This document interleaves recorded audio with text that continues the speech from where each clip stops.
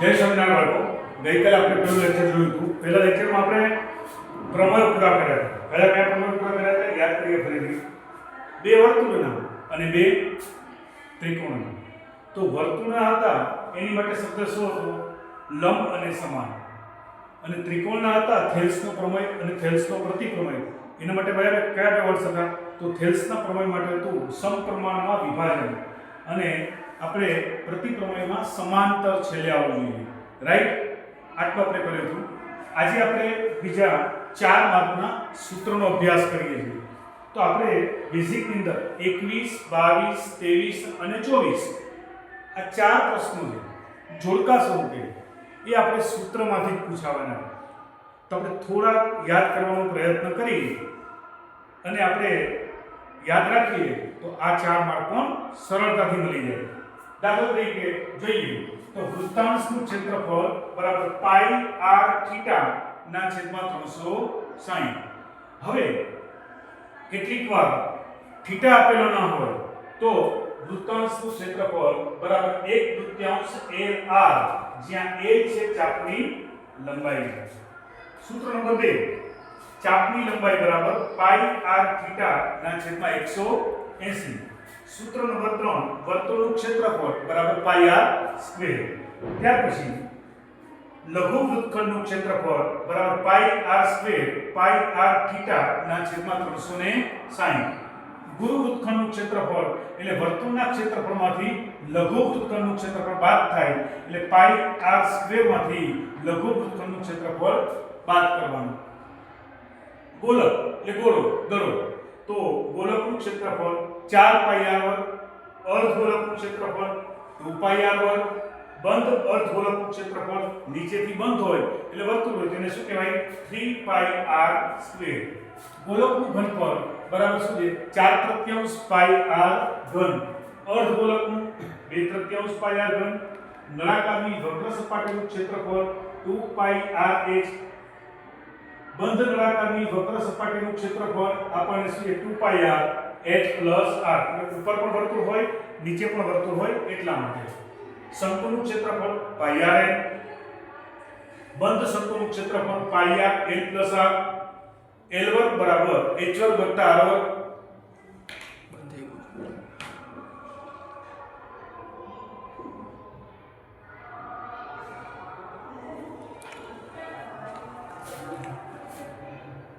નળાકારનું ઘનફળ pi r square h. બંધાસની ચાલુ છે. ચોરસનું ક્ષેત્રફળ l સ્ક્વેર. સમઘનનું ક્ષેત્રફળ 6l સ્ક્વેર. સમઘનનું ઘનફળ l ક્યુબ.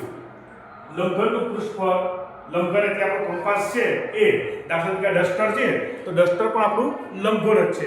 લંબઘન છે સોરી. તેની લંબાઈ હોય, બે લંબાઈ હોય, બે પહોળાઈ હોય અને બે ઊંચાઈ એટલે જાડાઈ હોય. એટલે લંબઘનનું પૃષ્ઠફળ 2 કૌંસમાં LB વત્તા BH વત્તા LH. લંબઘનનું ઘનફળ L ગુણ્યા B ગુણ્યા H. હવે ઘડિયાળના મિનિટ કાંટા દ્વારા આંતરેલો ખૂણો તમને એમ કહે કેટલીક વાર, હવે કદાચ એમ કરી ઘડિયાળનું ચિત્ર ડ્રો કરે એ મિનિટ કાંટો દર્શાવે. અહીંયા માની લો કે 12 છે અને અહીંયા 3 છે, તો કેટલી મિનિટ ફરી? 15 મિનિટ ફરી. તો 15 મિનિટમાં કેટલા અંશનો ખૂણો બનાવે છે? તો આપણે 15 ગુણ્યા 6 બરાબર કેટલા આવે? 90 મિનિટ. તો આટલું આપણે MCQ ની અંદર 21, 22, 23, 24 પ્રશ્ન પૂછાય છે. હવે જો અત્યાર સુધીના પેપરોએ આ સૂત્રો ડાયરેક્ટ પૂછાય છે, પણ કદાચ એ લોકોને ડાયરેક્ટ પૂછવા ના હોય તો શું કરવું પડે? તો આપણે જરાક જોઈ લઈએ, તમને આવડી જ જશે.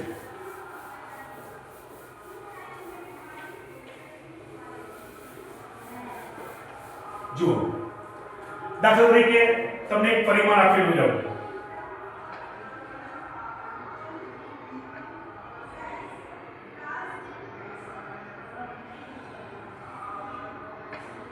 હવે તમે એમ કહે આનું પૃષ્ઠફળ શોધો સરળતાથી. તો શંકુ કેટલા છે?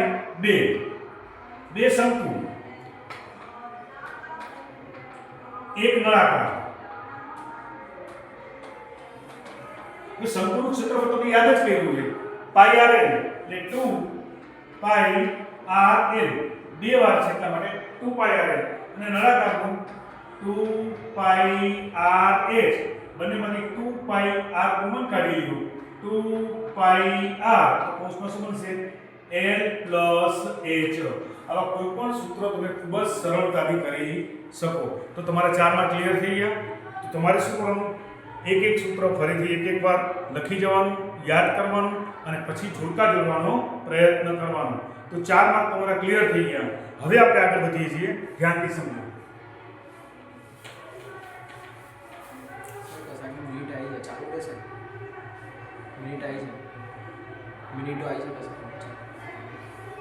ધ્યાન હવે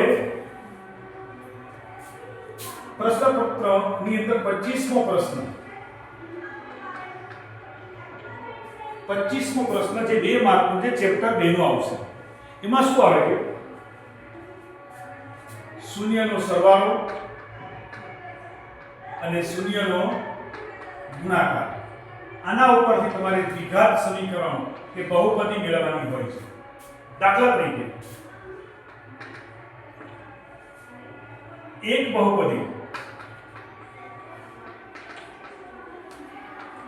ના શૂન્યનો સરવાળો 1/4 છે અને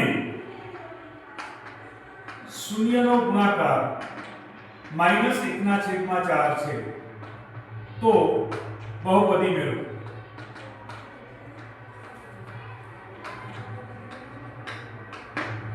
બહુ સરળતાથી તમે કરી શકશો દાખલા તરીકે તેના માટેનું આપણું સૂત્ર તમને યાદ હોવું જોઈએ p of x બરાબર k કૌંસમાં x² minus alpha plus beta x plus alpha beta અને k is not equal to 0 આ તમારું સૂત્ર છે આ તમારી ચોપડીએ જ્યારે પણ દ્વિઘાત બહુપદી સાબિત કરી છે એ સાબિતીમાં છેલ્લેથી ત્રીજી લાઈન ચોપડીમાં આપેલી છે એટલે આપણે ડાયરેક્ટ સૂત્રનો ઉપયોગ કરીશું શૂન્યનો સરવાળો એટલે આલ્ફા પ્લસ બીટા અને શૂન્યનો ગુણાકાર એટલે આલ્ફા બીટા હવે આ સૂત્ર તમે લખી દીધું છે પણ કેટલાક વિદ્યાર્થીઓ શું કરે છે સૂત્ર લખીને કે આગળ પણ બરાબર કરે છે તો પછી માર્ક મળે નહીં અથવા કેટલાક વિદ્યાર્થીઓ છેલ્લે સુધી k is not equal to 0 લખતા નથી તો પણ માર્ક કપાય હવે આમાં જો કેટલું ઈઝી છે આપણે શૂન્યનો સરવાળો એટલે p of x k ના k x² ના x² માઈનસ ના માઈનસ સરવાળો કેટલો છે 1/4 બાજુમાં શું છે x વત્તા ના વત્તા ગુણાકાર -1/4 અને કૌંસ પૂરો અને k is not equal to 0 હવે આપણે નિશાનીનું પ્લસ માઈનસ કરી લઈએ તો જુઓ k ના k x² ના x² અંશનો અંશ સાથે ગુણાકાર એટલે x x x/4 plus minus minus 1/4 અને k is not equal to 0 બરાબર અહીંયા પણ 4 છે અહીંયા પણ 4 છે તો આની પાસે 4 નથી તો જેનું કોઈ નથી હોય એનું 1 જેનું કોઈ ના હોય એનું 1 એટલે આપણે લખી શકીએ કે p of x બરાબર k 4 × x એટલે 4x² આની પાસે તો 4 છે જ એટલે -x -1 કૌંસ પૂરો છેદમાં 4 અને k is not equal to 0 આ તમારા શૂન્યનો સરવાળો અને શૂન્યનો ગુણાકાર પરથી તમને બહુપદી મળવાના દાખલા થઈ ગયા કેટલું સરળ છે શૂન્યનો સરવાળો અને શૂન્યના ગુણાકાર પરથી તમે સરળતાથી બહુપદી મેળવી શકશો હજી એક દાખલો લઈએ કે શૂન્યનો સરવાળો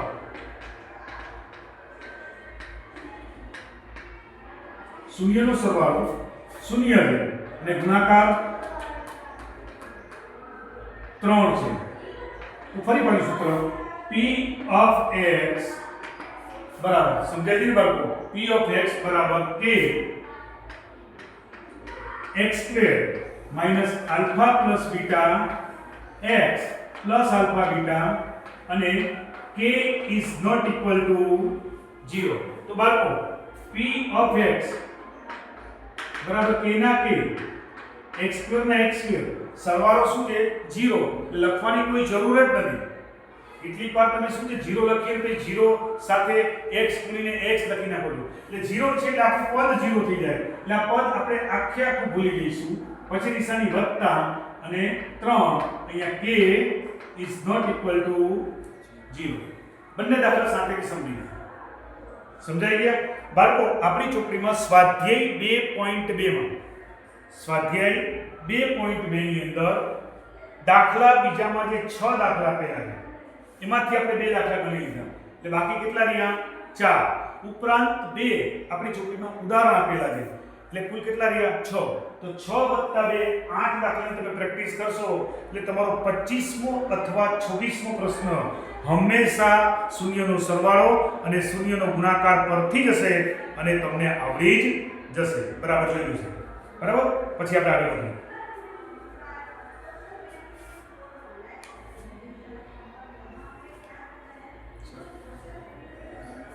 હવે જો ચર્ચા પર આધારિત દાખલા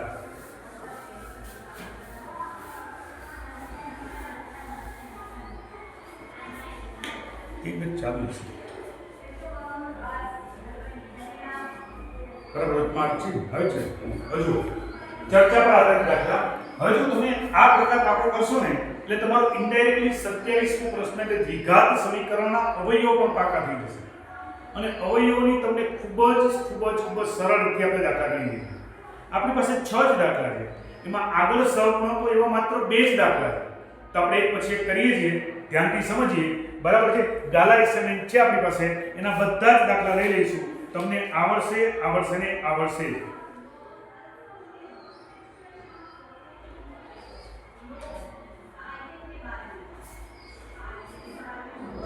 જો શૂન્ય શોધવાના દાખલા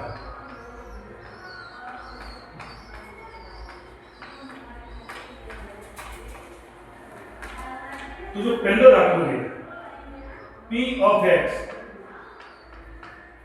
બરાબર x² - 5x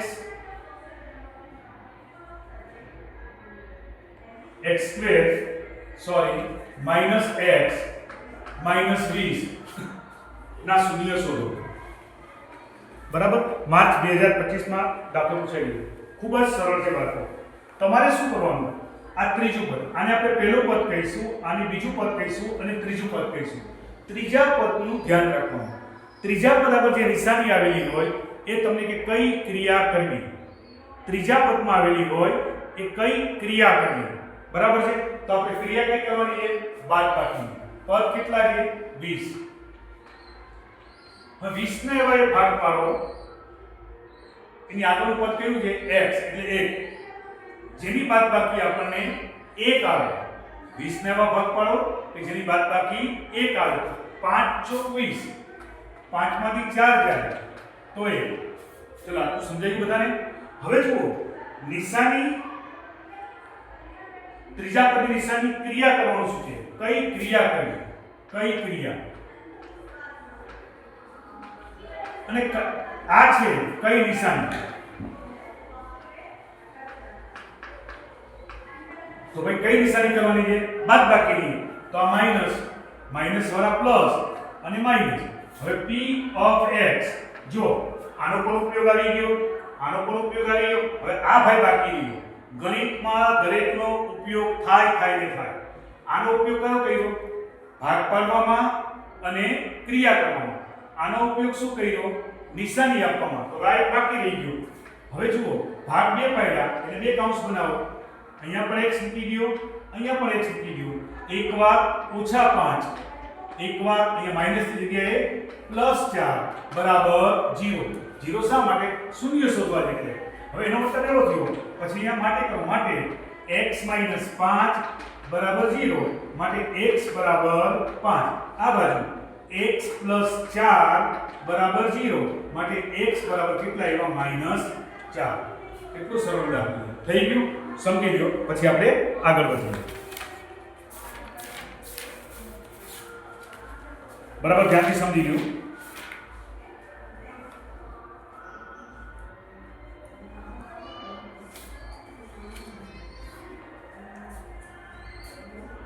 હવે જુઓ કેટલીક વાર બેઠો દાખલો ના પૂછે તો શું હવે દાખલો આપણે બીજો લઈ લઈએ કદાચ આવો પણ પૂછાય તો શું કીધે આલ્ફા અને બીટા p of x બરાબર x² પ્લસ 2x માઇનસ 8 ના શૂન્યો છે તો α² પ્લસ β² મેળવો મારો થઈ કે આપણે આ નવું આવ્યું છે આવું તો સાહેબે કરાવ્યું નતું પણ આપણે જેટલું આપણા મગજની અંદર છે એટલું કરવાનું શૂન્ય શોધવાની વાત કરે શૂન્ય શબ્દ આવે ત્યારે આપણે કઈ આ રીત કરવાની એ રીતે આપણે સ્ટાર્ટ કરી દઈએ વાતો પહેલા p of x બરાબર શું લીધું x² પ્લસ 2x ઓછા 8 હવે શું કરવાનું 8 ના એવા ભાગ પાડો કઈ ક્રિયા કરવાની બાદબાકી કેટલા આવવા જોઈએ 2 તો આપણે તો આવડે જ છે 8 ના એવા ભાગ પાડો એની બાદબાકી 4 નું 8 4 માંથી 2 જાય તો 2 ચલો આનું કામ પતી ગયું કઈ નિશાની આપવાની વત્તાની તો વત્તાની નિશાની તો છે એટલે એનું કામ પતી ગયું એટલે માટે લખવાનું અહીંયા x વત્તા 4 અહીંયા x માઈનસ 2 બરાબર 0 ક્લિયર હવે આપણે લખીએ x વત્તા 4 બરાબર 0 માટે x બરાબર શું આવશે પ્લસ ની જગ્યાએ માઈનસ 4 આ બાજુ x માઈનસ 2 બરાબર 0 માટે x બરાબર કેટલા આવ્યા 2 તમને બંને શૂન્ય મળી ગયા એકને આલ્ફા કહી દો એકને બીટા કહી દો એકને આલ્ફા કહો એકને બીટા કહો ઇઝ ઇટ ક્લિયર માટે લખવાનું આલ્ફા બરાબર -4 અને બીટા બરાબર 2 ચલો આટલું ખબર પડી ગઈ પહેલા શું કર્યું આપણે બાળકો સામાન્ય રીતે શૂન્ય શોધી લીધા પછી એકને આલ્ફા કીધું બીજાને આપણે બીટા કીધું હવે આપણે શોધવાનું છે શું α² પ્લસ β² તો આલ્ફા એટલે -4 નો વર્ગ વત્તા 2 નો વર્ગ આટલું તો આપણે આવડે ને જો આલ્ફા ઉપર 2 ઘાત છે તેના પર 2 ઘાત મૂકી બીટા ઉપર 2 ઘાત છે એના ઉપર 2 ઘાત મૂકી હવે -4 પર 2 ઘાત છે તો 4 કેટલી વાર આવશે 2 વાર સોરી -4 કેટલી વાર આવશે 2 વાર તો માઈનસ માઈનસ શું થઈ જાય પ્લસ થઈ જાય એટલે 4 * 4 એટલે 16 2 દુ 4 એટલે 16 ને 4 20 તો આટલું તો આપણા માટે સરખું જ હતું આજ ખાલી આપણે ઉમેરવું પડ્યું લખી નાખો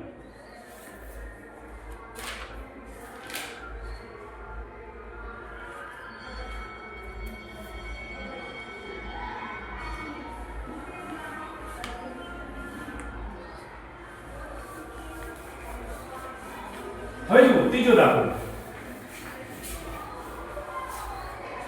હવે ત્રીજો દાખલો છે તો શું છે p of x બરાબર 6x² minus 7x minus 3 જો બાળકો હવે આમાં શું થયું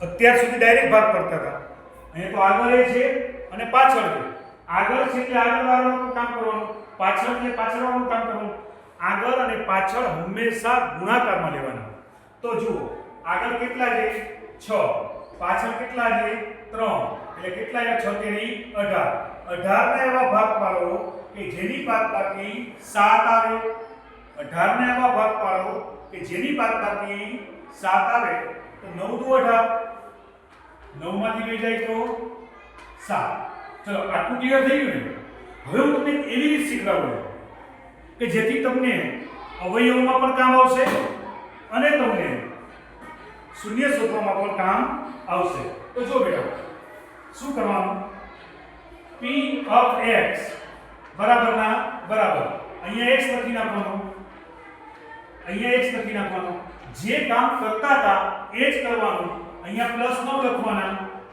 અહીંયા માઈનસ 2 લખવાના ચલો આટલું ખબર પડી ગઈ ફરીથી આગળ અને પાછળનો ગુણાકાર કરવાનો પછી કઈ ક્રિયા કરવાની બાદબાકી ક્રિયા કરી હવે તમે જુઓ નિશાની કઈ આપવાની છે માઈનસ તો આ માઈનસ પ્લસ આવશે પ્લસ તો આ માઈનસ માટે બાળકો અહીંયા -9 અને અહીંયા પ્લસ સોરી -9 અને પ્લસ આટલું થઈ ગયું હવે x તો લખાઈ ગયો પણ 6 નું શું કરવાનું તો 6 આ અચળ સંખ્યાને દઈ દેવાનું બંનેને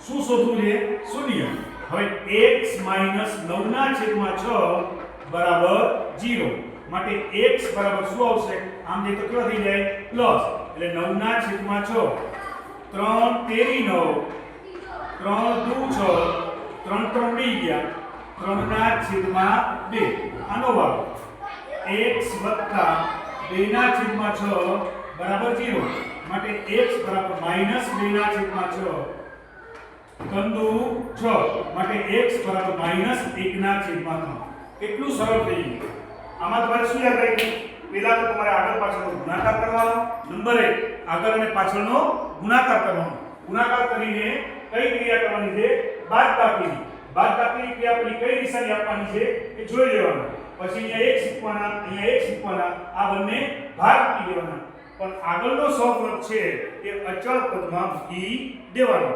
સરળતાથી તમારો દાખલો થઈ જશે જોઈએ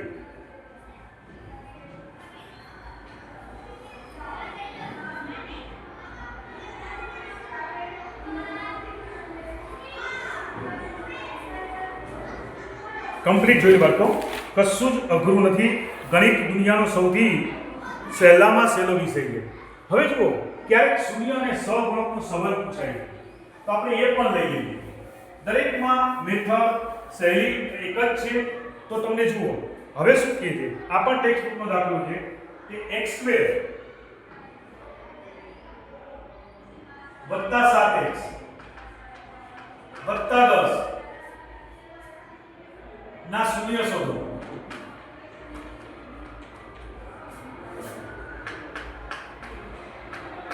અને શૂન્ય તથા સહગુણક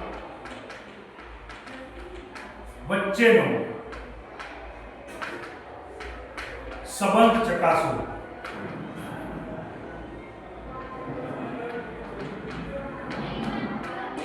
કેટલું સહેલું છે આપણે જેમ કરીએ એમ જ કરવાનું બાકી સૌથી પહેલા રાઈટ નાઉ પહેલા આપણે શું કરશું બેટા p of x બરાબર રકમ લખશું x² વત્તા 7x વત્તા 10 કઈ ક્રિયા કરવાની સરવાળાની કેટલા લઈ આવવાના 7 તો 10 ના એવા બે ભાગ પાડો કે 7 આવે 5 દુ 10 5 ને 2 7 ક્લિયર થઈ આપણે બધાને આવડે છે કે p of x બરાબર અહીંયા x લખ્યા કૌંસ પૂરો કર્યો અહીંયા x લખ્યા કૌંસ પૂરો કર્યો અહીંયા 5 લખ્યા અહીંયા 2 લખ્યા વત્તા અને વત્તા બરાબર 0 હવે પડી ગયા ફરીથી 5 અહીંયા 2 અહીંયા માટે આપણે લખી શકીએ x + 5 બરાબર 0 માટે x બરાબર -5 આ બાજુ x + 2 બરાબર 0 માટે x બરાબર શું આવશે -2 આટલું ક્લિયર થઈ ગયું બાળકો કમ્પ્લીટ હવે આપણે ચર્ચા કરીએ ચર્ચા કરવા માટે ફરી પાછી રકમ ઉપર આવવાનું તો રકમમાં જુઓ x1 નો સહગુણક a કહેવાય એટલે a બરાબર 1 છે b બરાબર 7 છે અને c બરાબર 10 છે તો હવે આપણે જુઓ શૂન્યનો સરવાળો લઈએ શૂન્યનો સરવાળો સ એટલે સરવાળો તો કેટલા છે -5 અને -2 એટલે -5 વત્તા -2 એટલે -5 ઓછા -2 બરાબર -7 જેનું કોઈ નથી એનું 1 હવે બાળકો ધ્યાન આપો શૂન્યનો સરવાળો એટલે -b ના છેદમાં a યાદ રાખવાનું શૂન્યનો સરવાળો એટલે -b ના છેદમાં a તો અહીંયા b બરાબર 7 છે માટે -b બરાબર -7 થાય તો આના બરાબર b છે b મૂકી દીધા પણ આગળ નિશાની કેવી હોય છે b ના છેદમાં a હવે શૂન્યનો ગુણાકાર -5 ગુણ્યા -2 5 દુ 10 માઇનસ પ્લસ જેનું કોઈ નથી એનું 1 એટલે c ના છેદમાં a બરાબર છે તો શૂન્ય અને સહગુણકની ચર્ચા પણ થઈ ગઈ લખી નાખો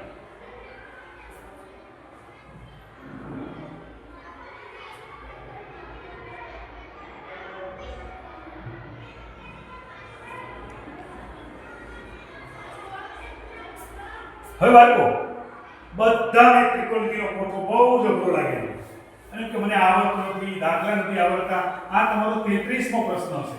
આ તમારો 33મો પ્રશ્ન છે. તો 33મો પ્રશ્ન યાદ રાખવા માટે તમને એક સામાન્ય ટ્રીક કરાવું છું. જુઓ, આ મારો હાથનો પંચો છે. જો બાળકો,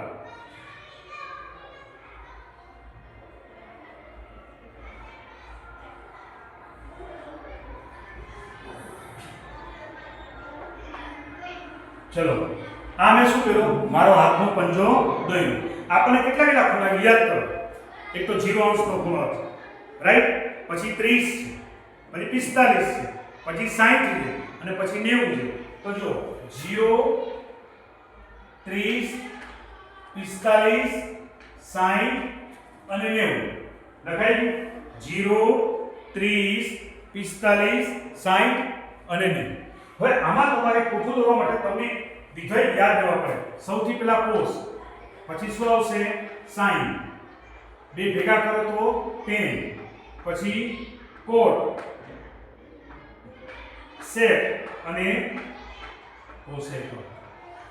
હવે જો કેટલું સરળતાથી તમને કોઠો આવડી જશે. ધ્યાનથી સમજો. પછી આપણે દાખલાની ચર્ચા કરીશું. તો જુઓ,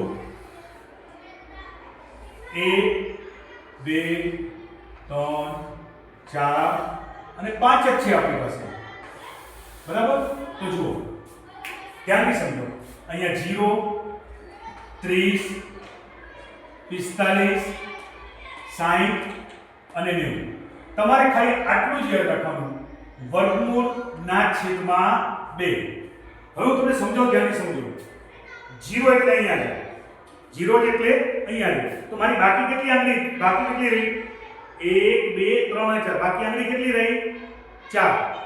0 અહીંયા છે તો બાકીની આંગળી કેટલી રહી મારી પાસે, 4 રહી, બરાબર છે. તો ધ્યાનથી સમજજો. તો જુઓ,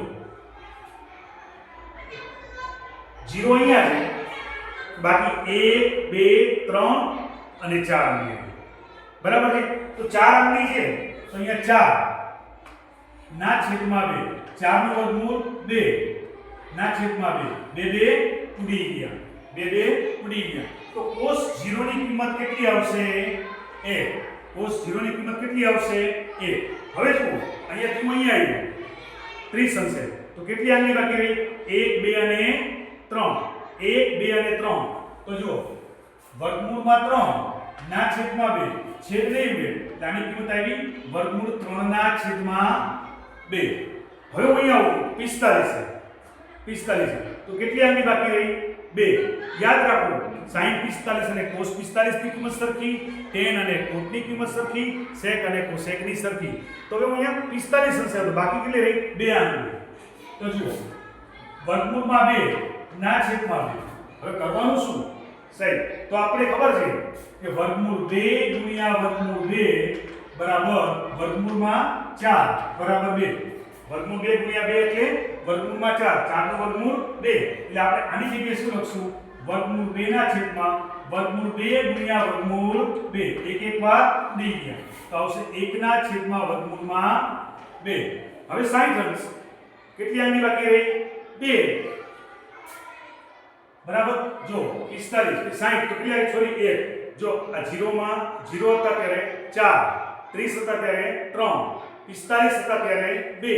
હવે 60 આવ્યા તો કેટલી એક આંગળી બાકી રહી. તો 1 ના છેદમાં વર્ગમૂળ 1 ના છેદમાં 2, 1 નું વર્ગમૂળ એટલે 1 ના છેદમાં 2. હવે જુઓ, 90 અંશ, કોઈ આંગળી બાકી રહી નહીં, કોઈ આંગળી બાકી ના રહી એટલે શું થયું, 0. હવે તમારે શું કરવાનું, આને ઉલટાવી દેવાનું.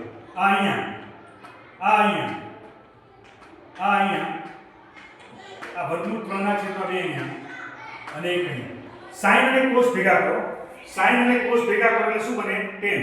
sin અને cos ભેગા કરો તો જો 0 ના છેદમાં 1 એટલે 0, બરાબર. પછી જો 1 ના છેદમાં 2 ના છેદમાં વર્ગમૂળ 3 ના છેદમાં 2 ઉડી ગયા એટલે 1 ના છેદમાં વર્ગમૂળમાં 3. આ બંને સરખા જ ઉડી ગયા એટલે 1. પછી જો વર્ગમૂળ 3 ના છેદમાં 2, 1 ના છેદમાં 2 ઉડી ગયા એટલે શું આવશે, √3 અને એકના છેદમાં 0, 0 કોઈ દિવસ છેદમાં હોય નહીં, એટલે અસ્તિત્વ નથી. ફરી પાછું ઉલટાવી નાખો, અસ્તિત્વ નથી, વર્ગમૂળમાં 3 એ એકના છેદમાં વર્ગમૂળમાં 3 અને 0. હવે આ ભેગા કરો. હવે જો કોષ છે એનો વ્યસ્ત કયો છે? સેક વ્યસ્ત. હવે 1 નો વ્યસ્ત 1, આના 2 ના છેદમાં વર્ગમૂળમાં 3 વર્ગમૂળમાં 2 અને 0 નો વ્યસ્ત હોય નહીં. પછી 60 નો વ્યસ્ત, તો જો 0 નો વ્યસ્ત ના હોય, અહીંયા 2 વર્ગમૂળમાં 2 ના છેદમાં વર્ગમૂળમાં 3 અને 1 નો વ્યસ્ત 1. આખો કોઠો તમારો તૈયાર થઈ ગયો. બરાબર છે?